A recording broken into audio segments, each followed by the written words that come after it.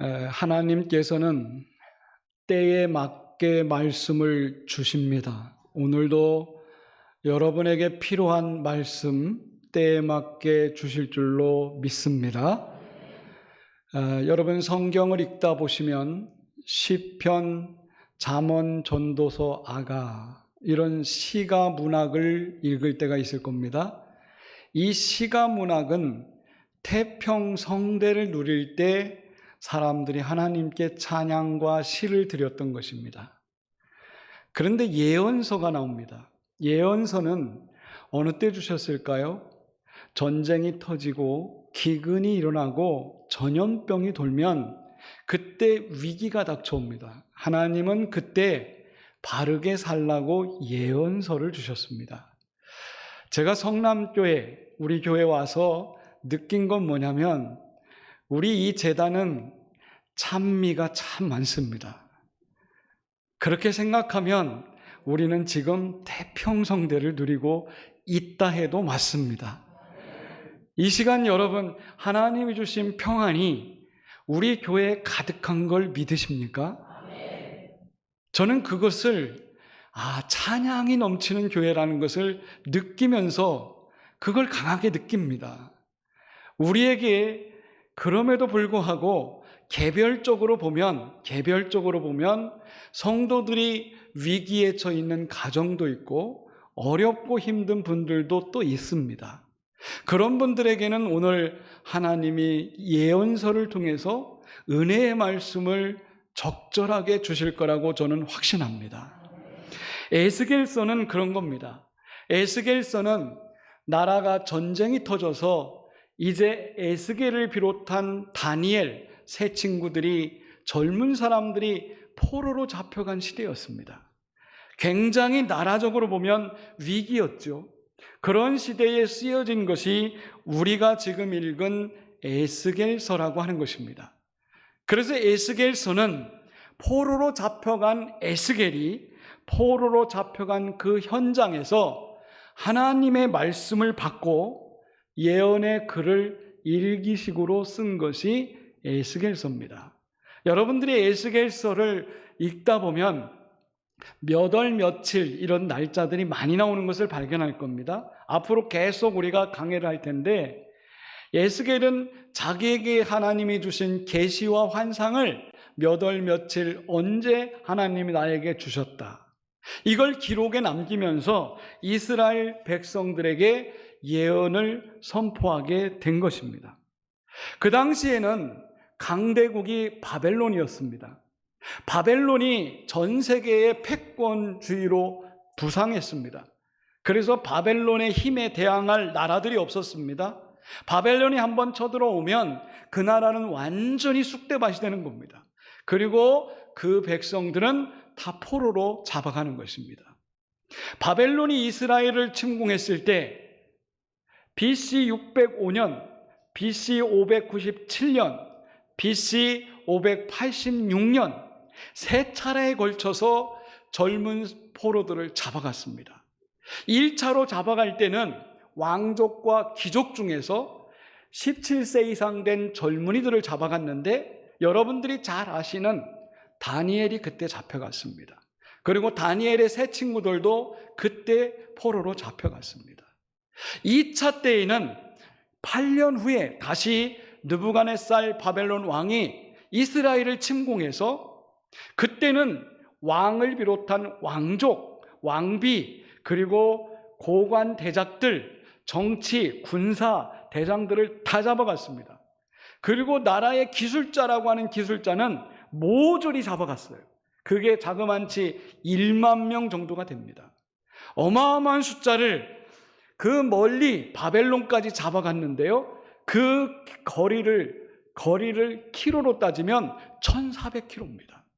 서울에서 부산까지가 400km인데 여러분 생각해 보세요. 옛날에 기차가 어디 있습니까? 비행기가 어디 있습니까? 1400km를 1만 명을 잡아가는 겁니다. 제가 이번에 우스토베를 처음 가봤는데요. 가보니까 고려인들이 1937년에 스탈린이 강제 이주를 기차 태우고 한 달 동안 이동하면서 어마어마한 사람들을 강제 이주를 시켰더라고요. 17만에서 한 18만 정도가 강제 이주가 됐는데, 이주하는 가정 속에서 여러분 추위를 견디지 못하고 배고픔을 견디지 못해서 작게는 1만 6,500명, 많게는 5만 명이 사망을 했다고 그래요. 여러분, 근대사에 기차를 타고 이동하면서도 사람들이 그렇게 무수히 죽었는데, 여러분 지금부터 고대인 2600년 전에 1만 명이 이동할 때 얼마나 많은 참사가 있었겠습니까?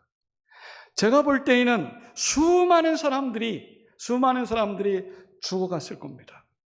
그런 고통에서 살아남은 사람들이 바벨론 그 곳까지 도착을 했다는 겁니다. 여러분 상상을 한번 해보세요. 몇 달을 거쳐서 대이동을 하는 겁니다. 이 행군은 고난의 행군이었습니다. 그렇기 때문에 거기에 합류한 끌려가는 백성들은 모두 다 하나님께 원망했을 거예요. 고통 중에 하나님 앞에 신음했을 겁니다. 그들이 끌려간 장소를 먼저 생각해 봅시다. 바벨론에 잡혀갔던 에스겔을 비롯한 1만 명의 사람들은 간 곳이 어디냐면, 오늘 성경에 보니까 그발 강가라고 합니다. 그발 강가. 강가래요. 여러분 메소포타미아 지역에 가면 티그니스 강과 유프라데스 강이 있습니다. 이 강을 가운데 연결하는 강이 있는데 그게 그발강입니다. 이 강이 어디에 위치했냐면 하류 쪽에 있어요. 하류 쪽에. 그러면요, 비가 많이 오면 양쪽에서 물이 쏟아지기 때문에 여기가 범람하게 되는 겁니다. 우리가 지금 하루에 막 300mm 이상 와가지고 지금 난리가 났잖아요. 산청을 비롯해서. 그러면 여러분 비가 그렇게 많이 오면 침수가 되면요 완전히 그곳은 쑥대밭이 됩니다. 그발강가는 그런 곳입니다. 그렇기 때문에 그 지역에는 물꾼들이 상주하고 있었습니다. 물을 다스리는 사람들이에요. 물이 들어올 때 물줄기를 잡고 물이 빠져나가면 수로를 퍼내는 사람들이 있었어요. 여러분 현장에 가보셨습니까? 수해 현장에 가보면 얼마나 고통스러운지 몰라요. 그걸 수해에 복구하기 위해서. 그발강가는 그런 지역이다라고 하는 겁니다. 그래서 그곳에 투입이 되는 포로들은 대부분 왕궁에서 있었던 다니엘과 다르게 이 사람들은 강제 노동에 동원될 수밖에 없습니다. 1만 명의 포로는 고된 노동으로 말미암아 하나님 앞에 절망을 부르짖고 분노하는 사람들이 그곳에 있었다고 오늘 성경은 말해요. 그런 자들에게 하나님이 에스겔을 선택해서 가서 내 말씀을 전하라는 겁니다. 여러분 어떨까요? 그런 사람들이 말씀을 따박따박 잘 받아 먹을까요? 여러분 그 포로로 잡혀간 사람들은 왜 잡혀갔습니까? 이스라엘 땅에서 하나님 말씀대로 살지 않았기 때문에, 하나님이 징계함으로 잡아간 거예요. 그렇기 때문에 이 백성은 바탕이 악해요. 하나님과 떨어져 있는 사람들이었습니다. 그런데 그 사람들이 포로로 잡혀간 그곳에서 에스겔이 그들에게 말씀을 선포하려고 하니까 이 사람들이 하나님 말씀을 달게 받지 않죠. 그래서 오늘 성경 3장에 쭉 보면 이 백성들은 이마가 굳었다고 그랬어요. 이마가 굳었다는 것은 뭐냐면 머리로 하나님 말씀을 안 받아들인다는 거예요.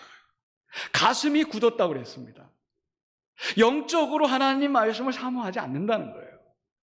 그러면서 하나님이 3장 9절, 3장 27절에 보면 이 백성은 반역하는 족속이다. 말씀을 전해도 그 말씀을 따라 살지 않은 반역하는 백성이다. 3장 26절에 보면 이 백성은 패역한 백성이다. 자, 여러분 에스겔이 지금 패역하고 반역하고 이마가 굳고 가슴이 굳어버린 그 사람들에게 가서 말씀을 전하려고 하는 겁니다. 여러분 완전히 벽치기 아니겠습니까? 하나님이 에스겔에게 지금 명령합니다. 너는 그들이 그럼에도 불구하고 내 말을 그들에게 전하라.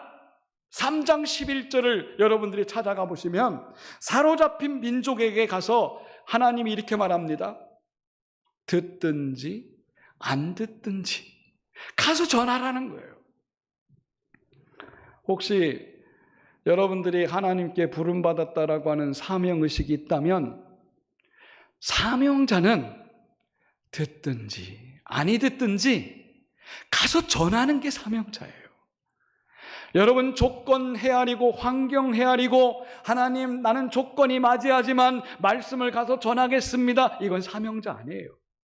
사명자는 하나님이 에스겔처럼 부르시면 이마가 굳은 백성, 가슴이 굳은 백성, 패역한 백성일지라도 찾아가서 전해야 되는 거예요. 그것이 진정한 사명자입니다.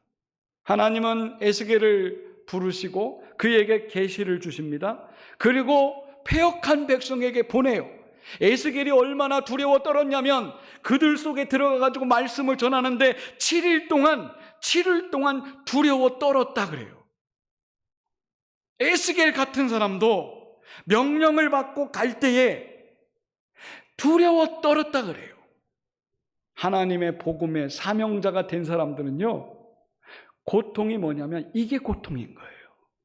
내가 정말 저 사람들에게는 전하고 싶지 않은데 하나님이 가서 전하라고 하니 그곳에 들어가면서 두려움에 떨고 공포스러움을 느끼는 거예요. 이게 사명자들의 고통이거든요. 에스겔을 통해서 우리에게 그걸 보여줍니다. 그런데요, 여러분, 용기를 가지십시오. 하나님의 선택에는 후회함이 없습니다. 하나님이 여러분을 선택한 거 하나님이 절대 후회하지 않아요. 여러분을 선택한 거 하나님이 기뻐하실걸요? 여러분은 선택받은 존재입니다. 그러면요, 하나님이 선택한 사람들, 그거를 에스겔서에는 파수꾼이라고 그랬습니다. 파수꾼을 하나님이 선택할 때에는 아무나 선택하지 않아요. 하나님이 특별히 예비된 사람들을 선택하더라는 거예요. 여러분들이 복음 사역자로 내가 선택받았다라는 믿음을 갖고 계신 분이 이곳에 있다면 그분은 이미 세팅되어 있기 때문에 하나님이 부르신 거예요. 믿으십니까? 우리 교회는요, 그런 분들이 많더라고요. 아버님도 장로, 나도 장로. 세팅되어 있어요. 조상 때부터 3대까지 믿음의 가정에서 완전히 훈련받고 그런 사람들을 부르셨더라고요. 제가 우리 부교육자들과 회의할 때 우리 교회 목회자 파악을 좀 명했습니다. 그랬더니 파악을 해보니까요, 모르겠어요. 제가 파악한 가정수가 26가정이 넘더라고요. 할렐루야 안 하십니까? 네. 아니, 우리 교회는 장로님만 많은 게 아니고 목회자들도 많더라고. 하나님이 그렇게 부르시고 선택하셔서 하나님의 파수꾼으로 삼으신 분들이 많아요. 그런데 이분들의 내면을 들여다보면 이미 준비되어 있더라는 것입니다. 여러분, 에스겔서를 연구하면서 우리가 발견하는 것은 뭐냐면 에스겔의 동연배가 누군지 아세요? 다니엘과 세 친구가 에스겔과 동갑내기예요. 그리고 에스겔의 바로 위에 선배가 예레미야예요. 이 사람들은 예루살렘에서 한 동네에 산 사람들입니다. 예레미야, 에스겔, 다니엘, 여러분 하박국, 스바냐 이런 사람들은요, 요시야라고 하는 왕 밑에서 종교개혁 때 태어나고 활동했던 사람들이에요. 그러니까 여러분 잘 보십시오. 에스겔도 태어나는 순간 요시야라고 하는 왕이 종교개혁을 일으켜가지고 온 나라에 하나님의 율법을 가리키고 안식일을 지키고 하나님의 말씀대로 온 나라가 하나님 주의로 그렇게 물들었던 시대에 이 친구들이 태어났어요. 그리고 청소년 시기에 다니엘 그리고 세 친구 에스겔이 공통적으로 하나님 말씀으로 살았던 친구들입니다. 철저하게 하나님이 준비를 시켰어요. 요시야 왕이 39살에 죽었거든요. 그가 죽고 나서 사람들은 어떻게 이 사람이 죽냐 이렇게 생각했는데 알고 봤더니 그 왕이 키운 후예들이 너무 많은 거예요. 믿음의 후예들이 너무 많았어요. 그 중에 대표가 여러분 다니엘 아닙니까? 다니엘이 친구들과 함께 포로로 잡혀갔어요. 다니엘서 2장에 보면 이 친구들이 왕궁 대학교에 들어가가지고요, 고등학문을 배웁니다. 그리고 왕실에서 이제 사역하는 그 내시들로 사용하기 위해서 길러집니다. 그런데 보십시오. 이 친구들이 왕이 금신상을 세워놓은 거예요. 금신상을 세워놓은 거에 절할래 안 할래, 이런 시험을 첫 번째로 받아요. 그때 이 친구들이 젊을 때예요. 그런데 다니엘 친구들이 뭐라고 합니까? 왕의 신상에는, 왕이 세운 금신상에는 절대 우리는 절하지 않겠습니다. 우리는 여호와 하나님만 믿습니다. 여러분, 이 신앙이 어디서 온지 알아요? 어릴 때부터 하나님 제일주로 배웠던 거예요. 이게요, 이들에게 신앙의 무기였습니다. 그 당시에는요, 고대 사람들은 전쟁이 신의 전쟁이라고 그랬습니다. 신과 신들이 싸운다고 생각했어요. 그래서 패배한 신은 승리한 신에게 굴복해야 되는 겁니다. 이스라엘 사람들은 여호와 신을 믿습니다. 그런데 바벨론 사람들은 마루둑 신과 벨 신을 믿어요. 이게 합작을 해가지고 전쟁에서 승리한 겁니다. 그러니까 마루둑 신이 더 위대하니까 패배한 너희 신들, 조상들, 자녀들은 와서 절을 하라는 겁니다. 그런데요, 절하지 않습니다. 하나님은 절대 지지 않았다는 거예요. 이 고백을 그들이 하는 겁니다. 여러분, 지금 에스겔도 똑같은 상황입니다. 에스겔도 지금 포로로 잡혀가서 강제 노동에 투입해가지고 제사장 아들로 태어났지만, 에스겔은 강제 노동 속에서도 하나님의 계시를 경청합니다. 하나님의 말씀을 받는 거예요. 여러분, 그발강가는 여러분 우리가 알다시피 이곳은 절망과 낙심을 주는 장소예요.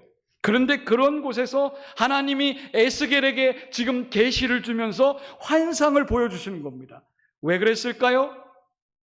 네가 믿는 나 여호와는 살아있는 신이다, 이걸 보여주는 겁니다.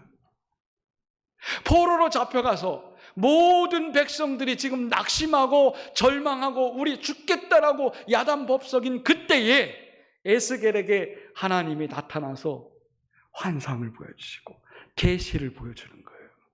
무슨 의미입니까? 여호와시는 죽지 않았다. 여호와시는 너희와 지금 함께하고 있다. 이것을요, 계시록을 에스겔서라고 하는 것을 통해서 하나님이 지금 보여주시는 것입니다. 따라서 하나님은 오늘도 하나님의 일꾼들을 그냥 뽑으시는 게 아닙니다. 미리 준비되고 잘 예비된 그들을 뽑아서 하나님의 파수꾼을 세운다는 것을 여러분 믿으신다면 아동부 성경학교, 청소년 수련회, 이거 그냥 하면 안 되는 것입니다. 여러분 철저하게 기도하십시오. 다음 세대들이 하나님 믿고 잘 되도록 여러분이 기도하셔야 됩니다. 이것이 에스겔이 우리에게 보여주는 하나의 계시입니다. 이제 말씀을 맺으면서 하나님이 특별한 사람들을 선택할 때에는요, 그냥 선택하지 않으시고 반드시 능력을 주십니다. 오늘 에스겔서 1장 3절에 보면 여호와의 말씀이 특별히 임하고 여호와의 권능이 내 위에 있으니라, 이렇게 했습니다. 여러분, 제가 은총이라는 얘기를 했습니다만 은총은 특별히 주는 은혜예요, 그 사람에게. 그런데 은총이 임할 때는 하나님의 능력이 같이 오고 있어요. 이걸 믿으십니까? 에스겔을 하나님이 선택할 때 25살이었거든요. 25살에 하나님의 에스겔을 포로로 잡아가게 하고 5년 후에 30살 때 하나님이 선택을 했어요. 여러분, 성경 보면 너무 재미난 얘기가 많이 나오는데 30살에 총리된 사람이 누구예요? 요셉 아닙니까? 그렇죠? 다니엘도 30살에 총리됐고요. 그리고 다윗은 30살에 왕이 됐습니다. 에스겔은 30살에 하나님의 파수꾼이 됐어요. 30이라고 하는 것은 유대인들에게 완전한 성인의 나이입니다. 12살에 성인식을 하지만 완전히 하나님의 사역할 때는 30에 하거든요. 우리 예수님도 30에 했다고 얘기해요. 이 말은 완전하게 이제 성숙한 시기예요. 에스겔도 여러분 때가 되니까 하나님이 젊은 30대 에스겔을 불러서 하나님의 파수꾼으로 사용하는데, 오늘 성경에 뭐라냐면 특별히 하나님이 그에게 임하셔서 그에게 능력을 그 위에 부어주셨다. 어디서 많이 여러분들이 읽은 성경 구절 같지 않습니까? 초대교회에 하나님의 증인들을 세울 때 뭐가 임했어요? 성령이 임하니까 권능을 받더라. 여러분, 그 장면과 너무 흡사해요. 에스겔이 받은 그 은혜가 오늘 우리에게도 온다는 것을 믿으십니까? 하나님은 이 시간도 여러분들이 하나님의 일을 하기 위해서 내가 준비되어 있다면 하나님은 여러분을 파수꾼으로 사용하실 겁니다. 그냥 사용하는 게 아닙니다. 하나님의 일꾼은 능력을 그에 부어주세요. 성령이 임하면 복음의 현장으로 떠나기 위해서 능력을 부여하셔서 증인이 되게 하시는 것입니다. 그러므로 오늘 주의 일을 하시는 여러분, 여러분들이 주님의 일을 담당하려면 무엇보다도 성령의 임재를 간곡히 기도하십시오. 그러면 성령께서 여러분들에게 할 수 있는 능력을 주실 것이고, 두려워하지 않고 에스겔처럼 담대하게 가서 듣든지 안 듣든지 복음 전하는 사역자가 될 줄로 믿습니다. 기도하도록 하겠습니다. 하나님 감사합니다. 오늘 에스겔서 강의 첫 번째 시간에 우리가 에스겔에게 주신 귀한 은혜를 함께 살펴보며 은혜를 받았습니다. 하나님, 우리들도 에스겔처럼 이 시대에 필요한 파수꾼으로 불러주신 줄로 믿습니다. 하나님, 두려워 말고 성령의 은혜로 주시는 능력으로 사역할 수 있도록 은혜 베풀어 주시옵소서. 감사드리며 예수님의 이름으로 기도드립니다. 아멘.